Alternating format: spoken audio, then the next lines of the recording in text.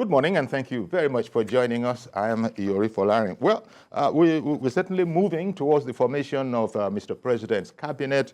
All of his ministerial nominees have been processed. They've actually confirmed 45 ministers designate. There are three, a trio that will be, further processed and no doubt will be dealt with. But anyway, you look, first of all, there's this whole matter about, well, this cabinet, it's shaping up to be quite large. It would be 48 by the time all is said and done. And we haven't ever had that before. But then we've heard that, look, guys, different times, different strokes, different folks. And in any case, it's not about the number. It's about the effectiveness of the assembly of personnel that will do the job that the president will be giving them in due course. Anyway you look at it, yeah, there have been quite some exciting moments in it, and thankfully we've just about come to the end of it all. The last minister designate to be processed yesterday, Festus Keyamo SAN, it was quite a boisterous affair. But there's a sense in which people can say, perhaps at the end of the day, all's well that ends well. Mr. Keyamo found himself in, I wouldn't say hot waters exactly, but perhaps turbulent waters. And at the end of the day, he was permitted to go. As a minister, we have this tradition here. You might have expected take a bow and go, which they do sometimes, especially if a member has been a member of the National Assembly before, and they generally extend that courtesy towards such people. I believe that if all had been right, they might just have done that as well. But then the way Mr. Keyamo SAN came in, perhaps it wasn't going to be like that. It was unexpected. He himself has said so, that this nomination was unexpected, and that he was ever so thankful to the Lord God Almighty and indeed President Tinubu. So we don't know what portfolio or the ministry that the president will be sending these people to that have been processed by the Senate. But I don't think there's any argument about the composition that we have on the ground, that these are indeed a fine set of men and women in Nigeria that can do the job.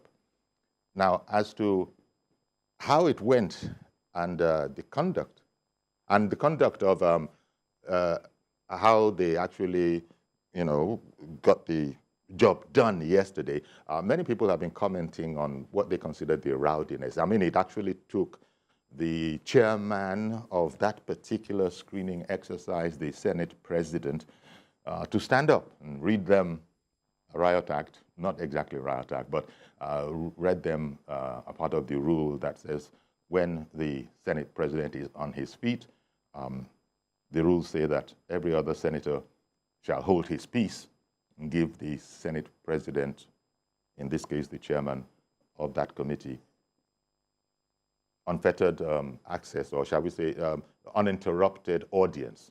There shall be no further speaking. So all of that, we saw all of this play out. But I suppose the most important thing now is it's, it's been late enough. People had expected that this administration, judging by the way it was going, would have been able to sort this whole matter of a cabinet out maybe in about, 3 to 4 weeks after, but we can now see that with Nigerian politics, it's probably easier said than done. All sorts of considerations. At the last moment, one nominee was, removed from the list, and another was put on the list. So that just goes to show you what the level of, consultation was that had to be undergone. Well, someone to speak with us about this comes from that very constituency, albeit in the immediate past, talking about Honorable Eseme Eyiboh, former spokesman of the House of Representatives. A fine morning to you, Honorable Eyiboh. To be with you this morning, and good morning, my brother. Thank you very much for making the time for us. We've seen sessions, some more vigorous than the other, but yesterday we got to a level, just to take the very last first, there's much more meat to this particular bone, where the Senate President had to take the quote-unquote extreme measure of rising to his feet in order to get some audience. And even then, it wasn't very easy. Just give me your, general commentary, having been a member of the National Assembly before. How was that extraordinary? Well, you know what democracy is all about. Democracy is all about liberties, liberty, freedom to express oneself. And democracy, by its own very expression, is a government of the people, for the people, and by the people. So every person, you expect that in a parliament, every person will want to take every opportunity to be able to assert himself and also articulate what he considers to be the best in the circumstance, before him. So what happened yesterday wasn't anything very strange. It was very democratic. It was typical of a legislative house. But the issue is how the leadership of the House, the leadership of the Senate, the chairman of the session and the Senate president was able to rise into it is another chapter for leadership. Because what he did, actually, he rose to it, and he was able to bring down tension. And at the end of the day, everybody was heard. All the opinions were all welded together, and they came out with a unanimous decision. And that's what democracy is all about, and leadership. Indeed. Well, so you're saying it's not extraordinary. Yesterday, as you said, you just said what it's all about.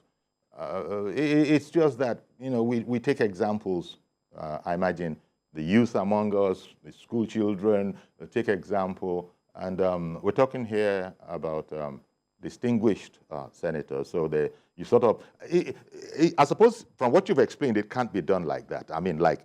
Almost like automatic, that whatever the boisterousness in the House, by the time the chairman rises to his feet, which he doesn't do very often, somehow it's like not every senator got the memo.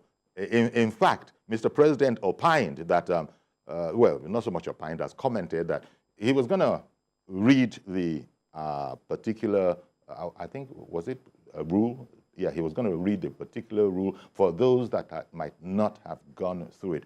So do you think that the Nigerian public is, quote-unquote, overdoing it a bit when they expect these distinguished ladies and gentlemen to behave in that kind of a manner where you say that only in the National Assembly can you get that level of compliance, and it's just rule-bound? Yeah. The thing you must know is that the practice and procedures in any parliament is not something that is an everyday thing in the street. So you don't expect everybody to understand the procedure, practice, and the conduct in any parliament. Legislative House, as a matter of fact, is sacred to the extent that its own rules and regulations are not well known to the public, largely because our democracy is still very new, is still taking its roots. So anything done in the parliament may be perceived, to be a needless and out of the norm. But that is not the issue. The issue is that Legislative House is where people are expected to vent their anger. People are expected. There's this Igbo adage that when two brothers enter into a room and they come out smiling, be assured that there is no peace.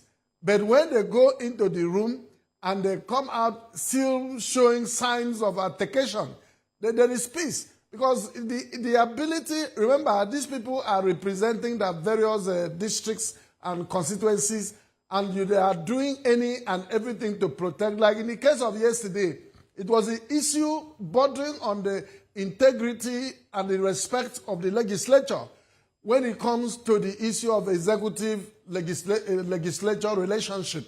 That was actually the issue at stake. And how it was being managed, I expect the public, all of us in the public, to be able to give these people the benefit of the doubt. They are human beings in the first place, and coming from various orientations. So those orientations would definitely influence the attitude and conduct of individuals within the province of legislative house. So there was nothing very strange, there was nothing very new. At the end of the day, they were still doing what they were supposed to do as senators, and in respect of the procedure for screening of ministerial nominees. So yes. What they were doing is not out of place. They should be given the benefit of the doubt. Yeah, indeed. In any case, they've taken it. But I suppose what it does illustrate is that one has to be quite careful as he goes about his work and according the utmost respect to the National Assembly, because you never know when it can come back and bite you, as indeed almost happened. But then Festus Keyamo SAN, found it in him to do a backtrack and apologize copiously. And it was, to show you how formal those people can be, they even now had a motion as to whether or not they were going to accept the apology. So all these things, that is why I was asking, because even the man has said, I'm sorry, but still, you can't just say you're sorry. It has to be processed too. Then they say, let the motion be put. Let us decide whether we like the apology or not. And then, so at the end of the day, there's a sense in which we saw the parliament by that last, shall we say, the drama in the very last appointee, by the president. But there are other matters. Honorable Eyiboh, what do you think of the three that still have to be further processed? Talking about El Rufai, Stella Okotete, and Abubakar Danladi.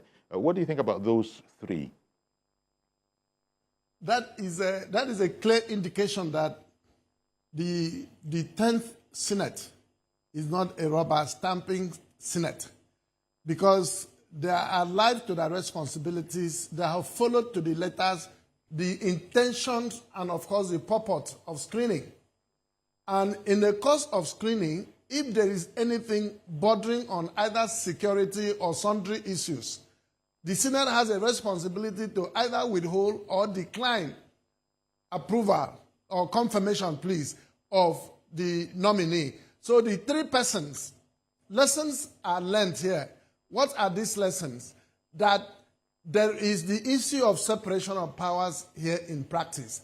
The 10th Senate has been able to showcase the issue of the separation of powers.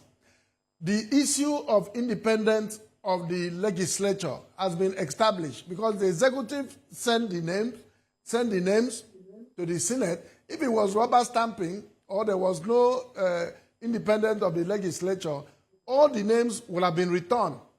But let us also look at the level of sacrifice that the Senate made. They did not even sit on legislative days. They sat on Saturday, sat on Friday, sat on Saturday, sat on Mondays. These are not legislative days. And just to make sure that they cross all the T's, dot all the I's, look at every background checks, look at correspondences from various agencies, security, and other institutions to be able to balance, making sure that whoever is screened and confirmed will be able to pass through that line. And Indeed. They have been able to do that. So for the three persons whose confirmation has been withheld, it is an indicative of the extent of diligence the Senate have deployed in the screening of the ministerial nominees. And I think they should be applauded. Indeed. All right, then. As you know, Honorable, our program is an interactive one. The first caller of the day has come in, Mr. George, calling out of Lagos. Good morning to you, Mr. George. Good morning, Uncle Yori. Thank you. Good morning to the guest. Uncle Yori, what I would say to the case of Keyamo's, what we saw yesterday, is that the lawmakers themselves, they should also learn to respect themselves. If you know what goes on between ministers or MDAs with committee members in the House or Senate, you will know what I'm talking about. The guest knows what I'm talking about. If your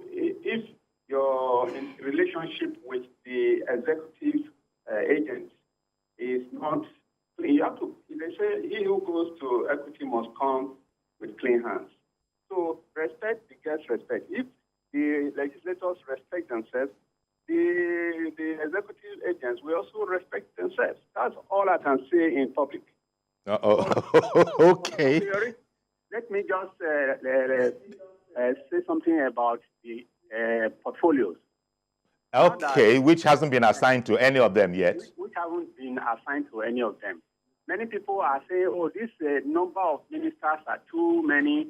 But if you read the manifesto of the president, you will see that there is a lot to be done. They don't know how many ministries are going to be created. They don't know what are going to come up in the process of executing these policies. Some of those that have been confirmed, I have always recommended that Governor Wike should be given the Ministry of Works. We want him because we have seen what he has done in that sector in his state. Okay. I will see. Okay, so thank you for calling in, Mr. Ja. I beg your pardon. I just wanted the Honorable to react. But Honorable, he was making the point that we don't know what ministry who will be attached to. I want to correct one thing there. He said, you know, but I am not. He said the guest is also aware. I am not aware of what he meant by the committees and the MDAs respecting themselves and all of that. I don't know what goes on there because... No, about what goes on ahead. But as a matter of fact, the issue here, the kernel of this discussion is the constitutional provisions, the empowerment of the legislature to carry out its activities. And part of these primary responsibilities as empowered by the Constitution 1999 as amended is one of those issues, is the issue of oversight. So the oversight is not a privilege, it is a right conferred and empowered on the legislature. So the MDAs, the executive or the judiciary, they have no discretion to exercise whether to obey the legislature or not. They are under obligations. It's obligatory. It is compulsory. So once it comes to the issue of oversight, it comes to the issue of appropriation, or it comes to the issue of the legislation, these things is constitutionally empowered and it's clear. So there is no allowance for the exercise of discretion or somebody going to any person's altar to worship. So what happened yesterday is a clear lesson that we must know that when you become a minister, in exercising your privilege as a minister, you should know that there are boundaries. And these boundaries are spelled out by the Constitution. A minister is an agent of the president. And if the president himself has submitted himself to the extent of sending the names for screening for approval by the Senate, the minister who is subsequently appointed through that instrument should be able to respect and abide by the provisions of the law. That's what lesson that has to be learned. Nobody is above the law. Yes. Indeed. Indeed. Reverend Dominic in Alimosho, good morning to you, sir. Good morning, Chief Yori. Good morning to your guest. Yeah. Can you hear me? Yes, we can hear you. Thank you. Go ahead, please. Okay. I want to join the Honorable there to also say that I don't understand my brother George, what it means, what goes on in this MDS. Yesterday, I thought the senators will lay a strong precedent to all of us that you cannot insult an institution and come back to that institution and become a minister. If they have stepped down Kayamo, it will send this message to the young, to the middle, to the old. But after that drama yesterday, this I call it drama. In the beginning, I supported them. But after that drama yesterday, for them to allow Kayamo to become a minister, it's an insult to that institution. Listen to me, no matter what happens, two wrongs cannot make good. Two wrongs cannot make good. When Parliament invite anybody, that man is obligated to come to parliament and say his mind, yes or no. That's why you got there. But for them to allow Kaimo, sorry to that parliament. Number two, Yori, America is a continent, not a country. People always accuse me of this. How many ministers does a continent have in America? Not up to 40. Why should a nation struggling to feed themselves, a nation they say that we should allow the poor to breathe, have 48 ministers? No matter what is your plan, no matter what is how you want to execute it, bureaucracy does not solve problems. Bureaucracy does not solve problems. What Mr. President wants to bureaucracy, not efficiency. Efficiency doesn't need crowds. They say too many hands for the cooks. What I'm trying to say, 48 ministers is too big for Nigeria today that people are suffering. Somebody collapsed on my gate few days ago, a gate man, and died. One of the cause of it is hunger. Two was he couldn't afford to go to a clinic to buy medicine. My gate man here died 3 weeks ago. He came to work and slumped and died. He couldn't buy malaria tablet. He couldn't feed himself well. 48 ministers, sir. Nigeria, beg you. It's too much for a country like Nigeria this time. God bless Nigeria. Thank you very much, Reverend Dominic. Honorable Eyiboh, it's the prerogative of the president how many candidates he sends to the National Assembly, surely. Can you say that again? I said it's the prerogative of the president how many nominees he sends to the National Assembly because he has an idea. But we, the people on whose behalf both the president and the National Assembly itself is working, are making these comments that 48 is too much from their own point of view. You got any comments in that regard? One thing I want us to do clearly is this. We are really lacking behind when it comes to the issue of public education and enlightenment on the issue of governance. What constitutes good governance? What constitutes good governance is the ability to galvanize the strengths of people in government, to be able to, that is leadership recruitment culture. The leadership recruitment culture must be such that every responsibility must be accompanied by accountability. It's not the issue of number. If the president wants to have 50 or 60, that is not important. If the president wants to have 20, that is not important. But his ability to deliver, the ability to deliver on the issue of governance, on the issue of growth and opportunities, on the issue of development, and cutting down costs. Costs on governance could be consequential. For example, when you recruit 20 people and the 20 people are not supervised, they turn their respective ministries, departments, and agencies of government into a cesspool of corruption. You will lose so much money. But if the president recruits 50 people, and those 50 people are closely marked, eye-marked, those people are watched and supervised, and they are able to come up with enhanced productivity that will bring back to the people the derivatives of governance. That we have nothing to lose. So it is not the issue of the number, but the issue of implementation, issue of capacity, and issue of output. Okay. You've also spoken to the question. You've also spoken to the question I would have asked about how about this whole idea of frugality being an indispensable need to Nigeria in its current financial state. You actually have touched on that. Let me quickly put on Yakub. Mr. Yakub has called in from Dokwemo. Good morning to you, sir. Yeah, good morning, sir. Good morning. Good morning to your guest. Yes. Chief Yori, for me, what happened yesterday to Festus Keyamo, it is a lesson for every one of us.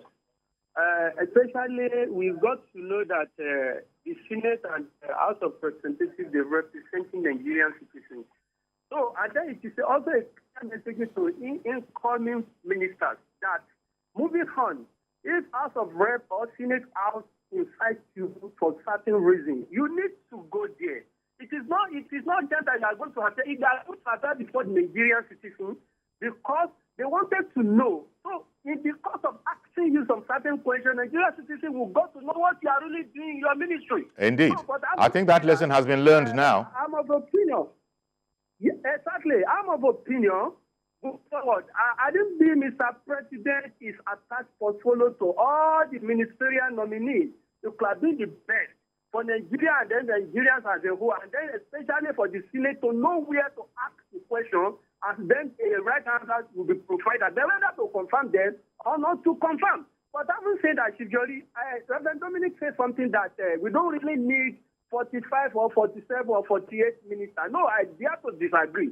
Because, Mr. President, you really know what you really want to achieve. Okay. A situation whereby the former Minister Babatunde Raji Fashola holds almost 3 ministries. One person, one single person. How is it going to go? See, now, when all these ministers come to play, yes, you will be seeing a minister be able to handle one sector. For example, now, Judge, mention Ministry of Work. If we give Ministry of Work to former governor of Rivers State, Wike, you will see him performing wonderfully because I knew that he was going to perform me. Okay.